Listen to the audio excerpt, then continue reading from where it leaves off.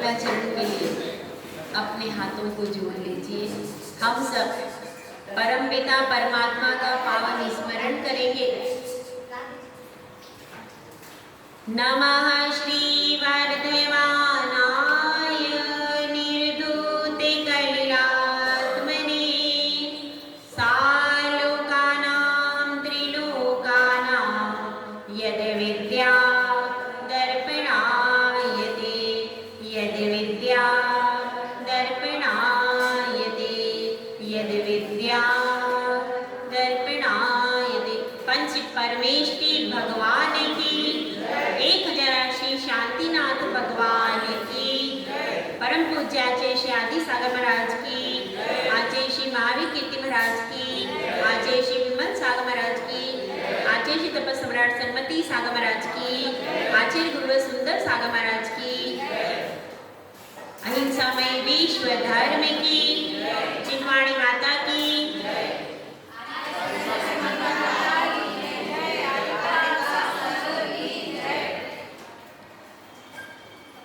एक साधु तो साधना के माध्यम से अपने जीवन के पापों का प्रक्षालन करता है और एक श्रावक आराधना के माध्यम से अपने जीवन को पापों से मुक्त करता है।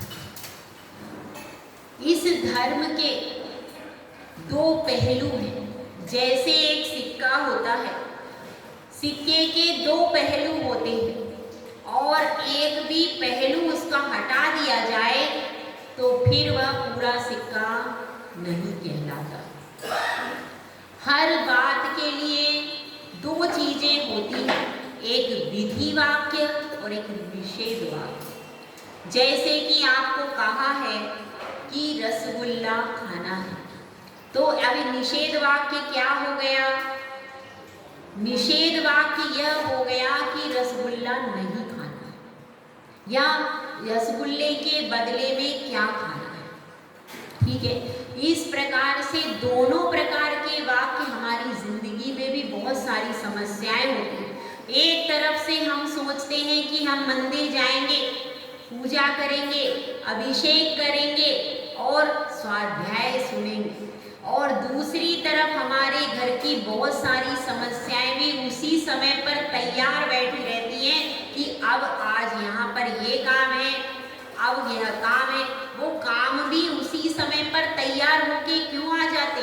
क्योंकि आपका पुण्य थोड़ा सा कमजोर पड़ जाता है, इसलिए उसी समय पर घर गृहस्थी के भी काम आ जाते हैं। किसी की दुकान का काम ऐसा आ जाता है कि उसका मन है, वो एक भजन है ना, मैंने सोचा था मैं मंदिर में जाऊंगा, पूजा रचाऊंगा, सोचते सोचते आ गया बुखार, इतने में आते हैं संकट हजार।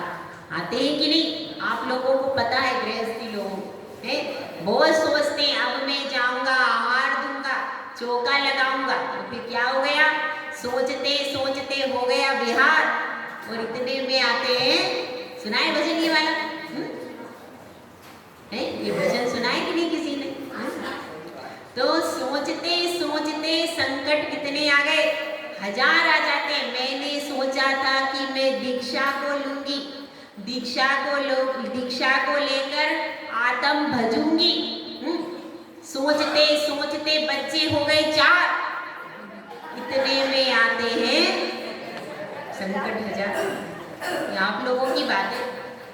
तो ऐसा सोचते रहते, और अब सोचते ही रहे, शादी भी हो गई, सब हो गया, उसके बाद भी अब सोच रहे, अब क्या हो गया? अब बच्चों की ब्याह भी हो जाती है तो भी भाई सोचना तो बंद होता नहीं है, सोचना ही चलता रहता है। और सोचने में क्या हो जाता है? सोचने में उम्र हो गई पार, और इतने में आते हैं संकट हजार। उम्र ही पार हो जाती है। अब क्या भैया, अब तो भैया आपकी उम्र कम है, डॉक्टर ने कह दिया है, कोई उम्मीद नहीं अब भाई। अब क्या सोच रहे हैं? अब क्या सोचेंगे? अब परिवार वाले जाके अस्पताल में डाल देंगे, फिर क्या करोगे? फिर कोई करोगे या आत्महत्या कल्याण? घर में यदि मरण होगा तो परिवार वाले, समाज को भी देखना है, उनको जवाब देना रिश्तेदारों में। वो आपको यदि अस्पताल नहीं ले जाएंगे तो कहेंगे अरे सुना है, अरे बेटे को पिता को अस्पताल नहीं ले, अरे हाँ पैसा खर्चा होता। क्या कह रहे, पैसा खर्चा हो जाता इसीलिए कहा अच्छा महाराज के पास ले गए। हाँ ठीक है 2 लाख बच गए, सही है, बचे कि नहीं। अरे अस्पताल ले जाता कितना खर्चा होता, अभी महाराज के पास फोकट में काम हो गया, बढ़िया है। अस्पताल ले जाते इतने इंजेक्शन लगते। वह व्यक्ति जो दूसरे लोग हैं उनकी मेंटलिटी इस टाइप की है, लेकिन कहीं अपने परिवार की मेंटलिटी भी इस टाइप की है कि नहीं। वो दुनिया समाज में लोग बोलते जरूर हैं क्या हो गया, देखो इनके बेटे ने कैसा बेटा था, देखो अपने पिता का इलाज भी नहीं करवाया अच्छे से। अरे क्या हो गया, पिताजी चले गए, अरे अरे आपसे कहा था उधर चले जाते, बम्बई में अहमदाबाद में चले जाते, अरे इलाज था आपने किया नहीं, मैं तो कह रहा था विदेश ले जाते, एक बार बच जाते। लोग कहने वाले चूकते क्या, चूकते नहीं है, इसीलिए उनके सामने निकलने में उनको शर्म आती है, इसीलिए आपकी तबीयत खराब होती है, इसीलिए आपको अस्पताल का रास्ता दिखा देता है। बंधुओं 2 ही रास्ते हमारे लिए अच्छे हैं, या तो हम श्रावक का धर्म स्वीकार करें, आराधना का मार्ग अंगीकार करें, या फिर साधु का धर्म स्वीकार करें, साधना का मार्ग अंगीकार करें। बीच का कोई रास्ता आगम में नहीं बताया। बीच का ये कोई रास्ता नहीं है कि बहुत सारे लोग ऐसा भी करते हैं। क्या करते, घर में रहते, विवाह भी नहीं करते और अपनी क्या कर रहे हैं, सर्विस कर रहे हैं। बहुत सारे लोग आज भी हैं ऐसे जो बढ़िया बढ़िया कंपनी में सर्विस कर रहे हैं, लेकिन विवाह नहीं कर रहे, विवाह नहीं कर रहे। यदि आपको विवाह नहीं करना है तो आपको आजीवन ब्रह्मचर्य व्रत लेकर लेना चाहिए। विवाह नहीं करना है तो कैसे रहो, संयमी बन के रहो, लेकिन ऐसे स्वच्छंद प्रवृत्ति का कहीं भी आगम में निषेध कहा गया। कहीं ना कहीं दोनों में से एक लाइन पकड़ो और उस लाइन पर विधिवत अपना जीवन यापन करने की आज्ञा जिनागम में दी गई। तो हमारी बात चल रही थी वैयावृत्ति शिक्षावृत्ति। वैयावृत्ति शिक्षावृत्ति में आया था दान कैसे देना चाहिए। कहते ना भाई, दान 4 प्रकार, 4 संग को दीजिए, धन बिजुली उन हार, नर भवला बोलीजिए। दान 4 प्रकार, एक साधु को, एक आरिका को, एक क्षुल्लक क्षुल्लिका को, एक त्यागी व्रती ब्रह्मचारी भाई बहन को क्या देना चाहिए, ये इसमें बता रहे। कितने प्रकार का दान होता है, औषध, शास्त्र, अभय और आहार, इसके अलावा और कुछ देने को नहीं लिखा, ये आगम की बात है। पहला दान कौन सा है, औषधि। औषधि कितने प्रकार की हो जाती है। कुछ लोग ऐसा भी कहते हैं कि आँख में दवाई डाल ली तो उपवास खत्म हो गया। यह वह आहार नहीं है भैया। तेल यदि लगा लिया तो उपवास खत्म हो गया, वह आहार नहीं। आहार से केवल मुख से जो ग्रास डाला जाता है वही आहार कहलाता है। यदि माताजी का उपवास है और आपने तेल लगाकर मालिश कर दी तो उनका उपवास भंग नहीं होता है, ध्यान रखना। उपवास का मतलब क्या है, सिर्फ मुख के द्वारा जब तक वो ग्रहण नहीं करते तब तक उपवास ही माना जाता है। अगर आप उनका पानी से या तेल से मर्दन करते हो तो वह वैयावृत्ति के अंतर्गत आता है। समझ में आया। और यदि ऐसी कोई दवाई भी डाल रहे हैं और वह वहीं से आँख में जैसे डाली जाती है तो बहकर वापस पूरा बाहर आ जाता है। आँख का सिस्टम तो यही है। कान का और नाक की मैं बोल नहीं सकती क्योंकि मेरे कभी डालने का काम ही नहीं पड़ा, लेकिन इसलिए कह रही हूँ आँख की दवाई में तो क्या होता है, आँख पूरी नीचे को बहती है तो सारा पानी उसका नीचे को आ जाता है। आँख का पानी ज़्यादातर तो नहीं जाता है, कहीं कहीं जाता है क्या, नहीं। लेकिन कान और नाक की जो दवाई है ज़्यादातर साधु वैसे डालते भी नहीं, क्योंकि उसमें मुख में आने की संभावना होती। और कोई श्रावक भी है श्रावक ने भी यदि उपवास किया है तो वह आँख की दवाई तो फिर भी डाल सकता है, क्योंकि आँख की दवाई बह करके आ रही है। सर्वोत्कृष्ट तो क्या है, आँख मत डालो। लेकिन फिर भी अगर प्रयोग करना बहुत जरूरी है तो आँख की कदाचित डाल भी सकता है, लेकिन नाक और मुंह की दवाई श्रावक भी यदि उपवास करता है तो उसको नहीं डालना चाहिए उस दिन। क्यों? क्योंकि उसका उपवास है और कदाचित वह मुख में आ गई तो क्या हो जाएगा, उपवास खंडित हो जाएगा। इसलिए ये ध्यान रखना चाहिए। बाहर से आप तेल का मर्दन कर सकते हो, लो ब्लड प्रेशर है तो हाथों में नमक की डल्ली रख सकते हो, ऐसे गर्मी तेज है तो पैर पानी में रख सकते हो। ये सब उपचार आप कर सकते हो। जिस भी उपचार जो कि बाहर के बाहर होता है, जिसमें शरीर के अंदर वस्तु का प्रवेश नहीं होता, ऐसी जो चीजें हैं उनको आप वैयावृत्ति के अंतर्गत भी ले सकते हो, कर सकते हो, उसमें कोई दोष आदि नहीं है। तो अब यहाँ पर बात यह चल रही है कितने प्रकार का। पहला है औषधि दान। औषधि दान किस प्रकार से होता है, मान लो महाराज जी हैं, बिहार करके लंबे आए हैं, कोई तेल ऐसा है शुद्ध बना हुआ है और उस जड़ी बूटी को लगाने से दर्द दूर हो जाता है, तो आपने वह तेल क्या कर दिया, मालिश कर दिया, तो ये क्या हो गई, औषधि। कोई ऐसा जैसे कि उनके सिर में दर्द हो रहा है, आपने चंदन आदि ला करके ठंडक के लिए लगा दिया। बहुत तेज क्या हो रहा है, ठंड बहुत ज़्यादा है तो सौंठ आदि का प्रयोग कर दिया। गैस बन रही है तो क्या, हींग आदि का प्रयोग कर दिया। ये सारे प्रयोग होते हैं, ये सारे क्या लगाने वाली औषधि में आ जाए। लगाने के लिए भी शुद्ध औषधि, शुद्ध तेल होना चाहिए, क्योंकि तरह तरह से बने हुए तेल हैं, अब उनके कंपनी के हैं, उनका कोई भरोसा। तो शुद्ध तेल का यूज करें, जो शुद्ध कच्ची घानी से निकाला हुआ अगर प्रयोग करते हैं वैयावृत्ति के लिए तो सबसे बढ़िया है। वह तेल क्या होगा, उस तेल से आपकी शुद्धता भी बनी रहेगी और पुण्यार्जन। अगर आप कच्ची घानी का तेल निकाल करके लाके देते हो साधु को और उससे उनका तेल, उनसे उसकी वैयावृत्ति होती है तो उससे आपको भी पुण्य लगेगा कि नहीं, पुण्य लगेगा और सस्ते का सस्ता काम है। तो शुद्ध वस्तु देना चाहिए, क्योंकि देखिए वो कितना उपक्रम करते हैं शुद्ध आहार के लिए। हर चीज वो क्या चाहते हैं, शुद्ध प्रासुक हो जिसमें जीवों की हिंसा नहीं हो। इसीलिए जो भी चीज आप वस्तु प्रदान करें वैयावृत्ति में, उसकी शुद्धता की, उसकी जीव हिंसा की पहले जांच पड़ताल कर ले, उसके बाद ही वह साधु के पास में दे। इसका ध्यान रखना पड़ेगा। उसके बाद क्या है, जो आहार में ली जाती है वैसी औषधि, आहार में जो दी जाने वाली औषधि है वो आयुर्वेदिक ही होना चाहिए।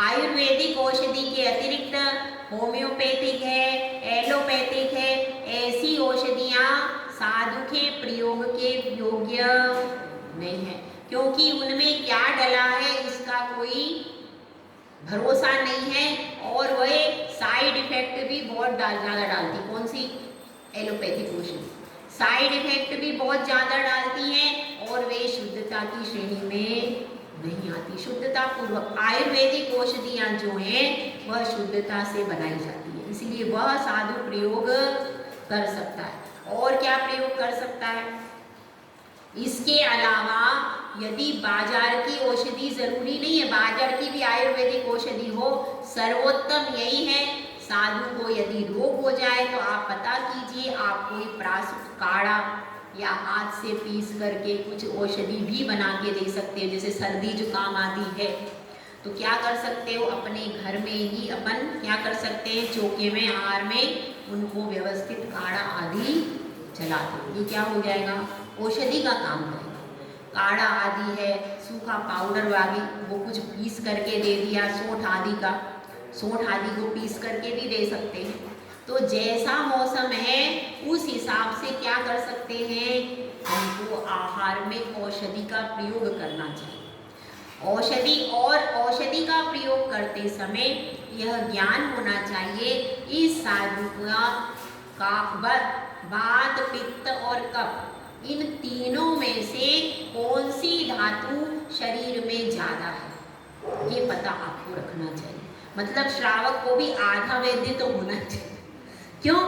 क्योंकि देखिए अगर वो इसका प्रयोग जानता है और ये भी पता होना चाहिए मसाले के प्रयोग में वात पित्त कफ के नाश के लिए यदि आप व्यवस्थित सब्जियों में दाल में मसाले का प्रयोग कर दो तो साधु को कभी भी वात पित्त कफ की उत्पत्ति न हो। लेकिन हम मसाले का प्रयोग व्यवस्थित नहीं करते, या तो करते ही नहीं है, डायरेक्ट क्या कर देते हैं, उबाल के दे देते। 99% चौकों में जहाँ पर बड़े बड़े संघ होते हैं 99% चौकों में सिर्फ उबाल के सामान दिया जाता है। फिर देखो हमें पता नहीं कौन से महाराज का क्या त्याग है, कौन से, भले ही महाराज लोगों का त्याग नहीं है फिर भी अपन क्या कर देते, उबाल के रख देते और ऊपर से मसाला रख देते। अब वो ऊपर का मसाला जो डालते हैं वह गले के लिए सबसे ज़्यादा नुकसानदेह, और वह मिर्ची आदि ऊपर से डलती है वह गले के लिए नुकसानदेह। और जिनको एसिडिटी प्रॉब्लम होती है यदि वो वे मसाला मिर्ची का खा ले तो ऊपर से डकार आता है। तो अगर श्रावक सही तरीके से मसालों का प्रयोग करे, मसालों में तीनों को नाश करने के गुण हैं, वात को भी नाश करने का गुण है, पित्त को भी नाश करने का गुण है और कफ को भी नाश करने। इसीलिए सब्जियों में और दालों में मसाले का प्रयोग इसीलिए होता कि इसमें यदि मसाले का व्यवस्थित, और आपको पता होना चाहिए कि किस सब्जी में क्या मसाला डालना है, किस दाल में क्या मसाला डालना है, जिससे साधु का वात पित्त और कफ रुक जाए। हल्दी से लेकर के हींग तक यह सारे मसाले मूल रूप से वात पित्त और कफ को संतुलित करने के लिए ही बनाए। लेकिन आपको यदि जानकारी नहीं होती है तो जानकारी के अभाव में हम उनका व्यवस्थित संतुलित प्रयोग नहीं करते हैं और उसके कारण वह भोजन बिना मसालों के जाता है तो साधु के शरीर में जाकर के वह पाचन संबंधी अनेक प्रकार की बीमारियों को उत्पन्न कर देता है। केवल बड़े बड़े बहुत सारे आइटम बनाना, 4 मीठे बनाना, 4 पकवान बनाना, वह साधु के लिए आरोग्यप्रद नहीं रहेगा भैया। अगर आपने उनको सिर्फ दाल रोटी भी दे दी लेकिन उसमें व्यवस्थित ऐसी मसाले का प्रयोग या व्यवस्थित औषधि टाइप प्रयोग करके दिया, केवल 2 चीजें दी लेकिन वो ऐसी दे दी कि साधु का जो रोग था वो एकदम कैसा हो गया, शांत हो गया। दिन भर उसने निर्विकल्प होकर के अपनी साधना। तो यह महत्वपूर्ण, ये मत सोचना भाई उसके यहाँ तो कुछ नहीं था, उसके यहाँ आहार अच्छा नहीं हुआ होगा। अगर उसने व्यवस्थित सामान में प्रयोग किया, व्यवस्थित व्यक्ति बना, व्यवस्थित सामान, और क्या करते हैं कई बार कच्चे सामान बना देते हैं। जो भी साधु को प्रयोग किया जाए सब्जी और दाल पर्याप्त सीजी होना चाहिए, चावल आदि भी। यदि आप कच्चे का प्रयोग कर दोगे तो आप तो कच्चा खा लोगे तो दिन भर पानी पी लोगे, आपकी पूर्ति हो जाएगी। यदि साधु के पेट में कच्चा अनाज चला गया तो वह इतना पानी नहीं पी सकता। अब वह क्या होगा, वह पेट में जा करके अपच, गैस, एसिडिटी का बहुत बड़ा कारण बन जाएगा। इसलिए साधु को क्या देना चाहिए, अच्छी तरह से जो पका हुआ हो, चाहे रोटी हो सब्जी हो, अन्न का सामान विशेष तौर से जो व्यवस्थित रूप से पका हुआ हो ऐसा सामान ही देना चाहिए। ना कच्चा देना चाहिए ना जला हुआ देना चाहिए।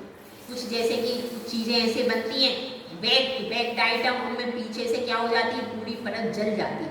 ऐसे आइटम साधु को नहीं देना चाहिए। यदि ऐसे आइटम, थोड़े से अधजले आइटम भी लोग देने को आ जाते हैं और फल भी याद पलाते, कच्चे फल नहीं देना चाहिए। कई बार फल कैसे होते हैं, पका हुआ फल भी व्यवस्थित पका हुआ होना चाहिए। यदि थोड़ा बहुत उसमें कच्चापन है तो उसमें पर्याप्त मात्रा में नमक आदि मिलाइए, जीरा आदि मिलाइए, जिससे क्या होगा, जिससे वह पचने में परेशान ना करे। और जैसे खीरा टमाटर आदि का सलाद है, यह तुरंत बना करके हम देते हैं और बना करके भी उसको हल्का सा क्या करना चाहिए, क्योंकि ये कच्चा है। ये नहीं कह रही हूँ कि प्रासुक नहीं है, लेकिन सूजन आदि के समय में यह जो अपन खीरा और टमाटर बिल्कुल आपने बारीक कर लिया, लेकिन बारीक करने के बाद भी यदि उसको हल्का सा सब्जी बनी है या दाल बनी है उसके ऊपर हल्का सा 1-2 मिनट रख दिया तो क्या होता है, उससे वो हल्का सा संस्कारित भी हो जाता है। और क्या फायदा होता है कि अब उसको लेने से कभी भी सूजन नहीं बनेगी। यदि हम कच्चे फल खाते हैं और कच्ची चीजें खाते हैं तो यह सूजन के बनने में कारण होता है। इसीलिए आप कभी भी पता कर लेना, जब भी सूजन आदि की लिवर में समस्या होती है तो कच्ची चीजों को मना कर देते कि ना आप उबला हुआ ही करो। जिनका लिवर कमजोर है उनके लिए बिल्कुल हल्का सा, पर ऐसा भी नहीं कि आप उसको उबाल दो खीरा टमाटर, नहीं, जो व्यवस्थित पका हुआ, जैसे सेब है, अब इसको उबालने की जरूरत नहीं है। सेब है, आम है, जो व्यवस्थित पक गया पूरा उसको जरूरत नहीं, लेकिन जो आध कच्चा है उसके लिए हल्का सा, जैसे आपने सब्जी बनाई है, सब्जी की तपेली है, गैस बंद है, लेकिन सब्जी तुरंत बना करके भी जैसे रखा है उसके ऊपर 2 मिनट भी उसको हल्का सा रख दिया तो उसकी ठंडी तासीर खत्म हो जाती है। तो इस प्रकार से, और फिर उसमें जीरा है, नमक है आदि पर्याप्त मात्रा में प्रयोग कर देते हैं तो उससे वह साधु के लिए सब कुछ औषधि रूप हो जाता है। आपको आहार ही औषधि रूप बनाना है भैया।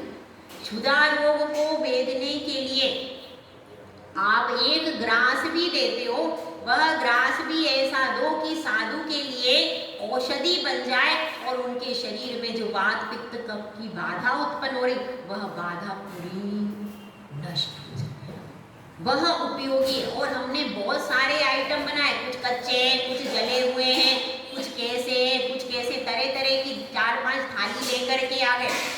अब वह उस थाली से क्या होगा, उस थाली में से फिर भी देखना पड़ता है व्यवस्थित कि व्यवस्थित पका हुआ सामान है कि नहीं, सब चीजें साधु को देखना पड़ती है। अब आप सोचते उतने आइटम हटा दिए, अब हमको जो हमारा व्यवस्थित सामान होगा वो ही ले पाएंगे, नहीं तो उसको लेने से हमको तो यही देखना पड़ता है, इसको लेने से हमें वात पित्त और कफ की बाधा तो नहीं होगी, यही देखते हैं हम बस। किस आइटम को लेने से हमारे शरीर में रोग की उत्पत्ति हो नहीं जाए और हमारा दिन भर धर्म ध्यान नहीं बाधित हो, प्रमाद नहीं आए, रोग की उत्पत्ति ना हो, प्रमाद नहीं आए और क्या नहीं हो, और हमारे षट आवश्यक पालन होता रहे निर्बाध तरीके से, वो ही आहार लेकर के आना है। इसके अलावा और कोई प्रयोजन नहीं। तो इस चीज को समझना चाहिए। किसकी बात चल रही है, अभी तो एक ही हुआ है, औषधि। औषधि और क्या दूसरा कौन सा है, शास्त्र, शास्त्र दान। दूसरा दान कौन सा देना चाहिए साधुओं को, त्यागी वृंदों को, शास्त्र। जो वह स्वाध्याय कर रहे हैं, जो शास्त्र उनको उपलब्ध नहीं है, उनसे पूछ करके उस शास्त्र को आप उपलब्ध करा दो। तो औषध, शास्त्र और अभय। अभयदान कैसे देते हो, आप बसतिका में उनको रुकवाते हो, ये आपका अभयदान है। और इसके अलावा भी कभी उनको किसी प्रकार, जैसे कोरोना काल था उस समय पर साधुओं को आपने निर्भय भी किया है, व्यवस्था भी बनाई आहार आदि की। बिहार में भी आप लोग साथ में चलते हो, साधु को अकेला नहीं छोड़ते हो, क्योंकि हर प्रकार की पब्लिक है, कौन कैसा व्यक्ति। तो आप कब कब जरूरत होती है, बिहार के समय पर साधु अकेला जाएगा तो क्या होगा, साथ में श्रावक गण को समूह बना करके उसको ढक करके रखना चाहिए, ताकि कोई भी उपद्रवी सीधा उनके ऊपर आक्रमण ना कर सके। तब भी आप उसको अभयदान देने का काम करते हो, बसतिका में रुकवाते हो, बिहार में रक्षा करते हो। आहार में 1 किलोमीटर दूर चौका है, रास्ते में साधु जा रहे हैं तो क्या करना चाहिए, अकेले जाना चाहिए। क्या कर्तव्य है समाज का, कम से कम 1-1, 2-2 महिला मंडल हैं, इतने सब महिला मंडल काहे के लिए, किटी पार्टी के लिए, काहे के लिए इकट्ठे होते हैं वो, किटी पार्टी के लिए। धार्मिक महिला मंडल काहे के लिए है, किटी पार्टी के लिए है। कोई संघ, कोई साधु आया है क्या महिला मंडल का ये कर्तव्य नहीं होता कि माता जी आई हैं तो 2 महिलाएं रोज कम से कम जाएं? कितनी महिला मंडल में, कितनी पद्मावती महिला मंडल में कितनी सदस्याएं होंगी अंदाजन? 25 है। ये भी 25 भी चाहे तो 25 दिन तो आराम से निकल सकते हैं। और अगली बार बदला तो हम तारीफ करेंगे परतापुर जैन समाज की। परतापुर में हम शुद्धि के लिए जाते थे, उन्होंने पूरी बंदी बांधी थी, रोज एक महिला आती थी और शुद्धि के लिए हमको लेकर के जाती थी और छोड़ कर जाती थी। ऐसा उन्होंने पूरा संयोजन बना रखा था। और उस संयोजन से यह संयोजन होता है, वो जो महिला मंडल बने हैं धार्मिक, उनको इस प्रकार से कार्य करना चाहिए कि कम से कम फिर चौके के लिए भी कि 1-2 महिला भी, या 1 महिला रोज चौके में जाए, 15 दिन में, 25 दिन में 1 दिन नंबर आएगा। क्या आप नहीं कर सकते? कर सकते थे। 25 दिन में 1 दिन नंबर आएगा ना, कोई ज़्यादा भारी तो नहीं पड़ेगा। कोई बात नहीं, 1 दिन जा करके माता जी को चौके तक छोड़ दिया, बाद में तो लोग लेने को आ ही जाते हैं। लेकिन क्या हम ऐसा नहीं कर सकते? कर सकते हैं। रतलाम चतुर्मास हुआ था, वहाँ पर क्या हुआ था, साड़ी धोने के लिए भी बंदी हुई थी। पूरे जितने भी घर की समाज थी सब एक दिन साड़ी लेकर के जाते थे और फिर लेकर के आते थे। सब लोगों को 1 या 2 बार ही टर्न बना। तो ऐसे जो धार्मिक महिला मंडल है उनका यह कर्तव्य है क्या कि जब माता जी लोग हैं बाहर निकली हैं तो उनके साथ में 1 या 2 महिलाएं साथ में जाएं, चाहे वो आहार के लिए जा रहे हैं। और बिहार के समय तो सभी को समूह रूप से आना है, लेकिन जब वे आहार, जब भी माता जी घर निकलती हैं, अब जैसे मंदिर दर्शन करने का कहा था, कितनी महिलाएं आई भाई? 2 या 3। ये सब किसका करता? इन जो महिला मंडल का है, इनका जो धार्मिक नाम रखा गया है, तो ये धार्मिक नाम का प्रयोजन क्या हुआ? अगर वो साधु सेवा में नहीं लग रहे हैं, सामूहिक रूप से विधान उन महिला मंडलों का नहीं हो रहा है, तो वह महिला मंडल काहे के लिए है? ये तो वो अपना पूरी विचार कर। वास्तव में धार्मिक महिला मंडल इसीलिए बनाए जाते हैं ताकि साधु की व्यवस्था बनी रहे, मंदिर में पूजा अनुष्ठान होता रहे। बाकी अगर जनरल है और जनरल बाहर के क्रिया कर रहे हैं तो कोई बात नहीं, वो तो जनरल ही। लेकिन धार्मिक महिला मंडलों का कर्तव्य क्या होता है, इसका विचार अपने को करना चाहिए, कभी पूछने की जरूरत ही नहीं। ये सब समझना चाहिए कि भाई अब कौन सा हो गया, औषध शास्त्र अभय आहार, आहार दान की तो अपनी चर्चा चल ही रही है। तो अब इसमें 7 गुण, अब बताइए 16 किसको कहते हैं? मालूम है आपको 16 किसको कहते हैं? 16 गुण कौन कौन से होते हैं भाई? किसी को पता है तो बताओ। आप लोग 16 करते हैं? 16 पहन लो, 16 कर लो, क्या होता है 16? शुद्ध वस्त्र पहनना नहीं। 7 + 9 = 16 होता है। 7 गुण किसके हो गए? श्रावक के 7 गुण और नवदा भक्ति श्रावक साधु के प्रति, यह 7 + 9 मिलाकर के होता है 16। और ये 16 गुण जब होते हैं तब 16 होता है। तो यह आपको नवदा भक्ति तो कल बता दी थी, आज इसको समझ रहे हैं अपन। श्रावक के 7 गुण, पहला गुण बताया था श्रद्धा, याद है? दूसरा बताया था तुष्टि, श्रद्धा होना चाहिए। जो भी साधु आ रहे हैं हमारे पास चौके में, आप उनका श्रद्धा के साथ पड़गान करोगे। ऐसा नहीं सोचोगे कि भाई क्या है, इनको घर में असल में खाने को नहीं मिलता था इसलिए वो साधु आ गए हैं, अब अपन ठीक है अपन खिला देते हैं, कोई बात नहीं, ऐसा सोच के करना है क्या? इन्होंने रत्नत्रय धारण किया है, हमें भी धारण करना है, हमारे लिए वंदनीय पूजनीय। इस भावना से यह क्या हो गई? श्रद्धा। और दूसरी क्या है? तुष्टि। तुष्टि मतलब संतोष। अगर हमारे पास चौके में एक महाराज जी आए या एक और दूसरी जगह क्या हो गया?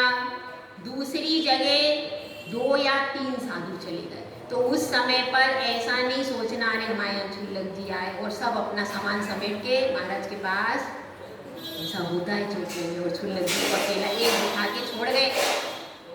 ऐसा करते हैं लोग, जब बड़े बड़े चौके लगते हैं, अभी बड़ा बड़ा संघ आएगा तब देखना ऐसा होता है। तो ये क्या है, यह आपने उन छुल्लक जी का अनादर कर दिया और संतोष नहीं, जो हमारे घर में हमारे चौके में अतिथि आया है वही हमारे लिए सब कुछ है।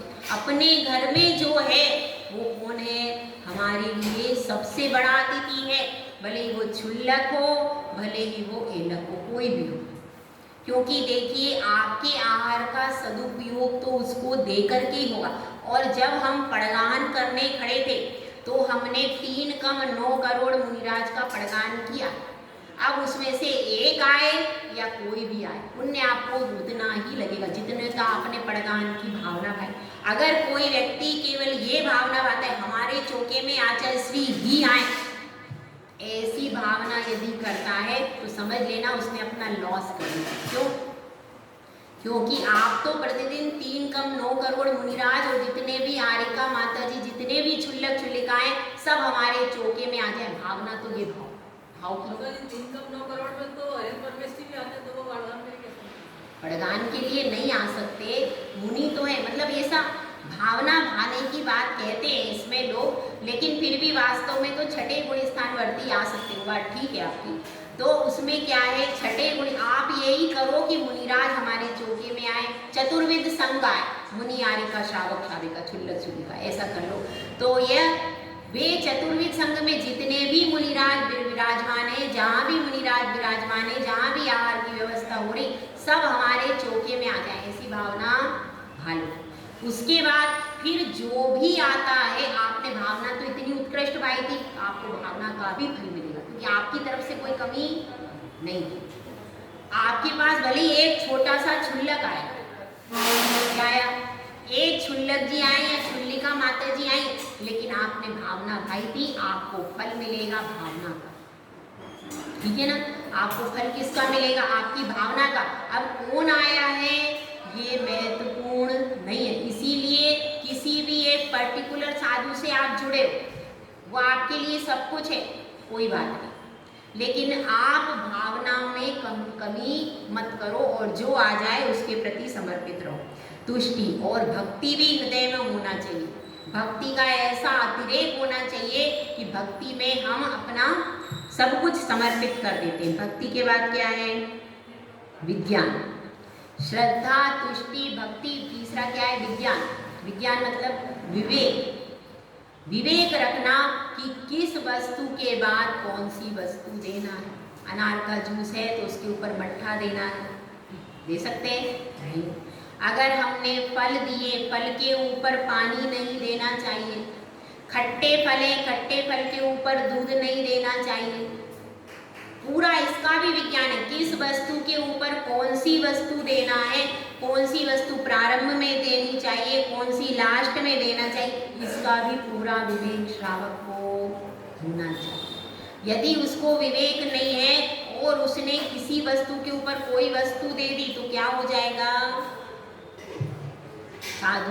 साधु का स्वास्थ्य खराब हो जाएगा।